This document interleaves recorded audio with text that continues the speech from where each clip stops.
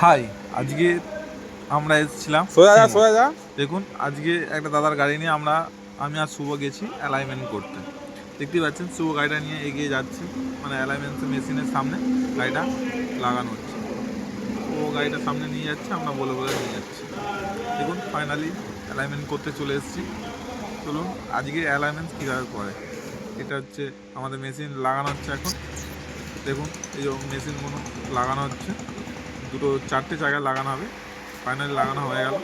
তারপর দেখুন, এটা হচ্ছে আমাদের গাড়ি স্করপিও S11। মেশিন লাগানোর পর এবার দাদাটা নিচে নেমে গেল আন্ডারগ্রাউন্ডে, কারণ ওখানে নাট টাইট দিতে হবে। অ্যালাইনমেন্ট বলতে দুটো চাকার লাইন ঠিকঠাক আছে কিনা সেটাই দেখার জন্য।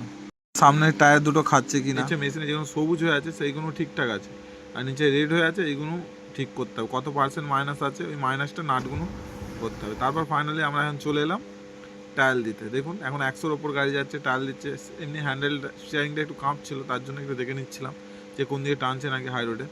এটা হচ্ছে আমাদের কোন হাই রোড, আপনারা কমেন্টে বলবেন। চলুন দেখা যাক পরের ব্লগে। রাধে রাধে। আর কারো স্করপিও গাড়ি ভাড়া হলে কমেন্টে বলবেন।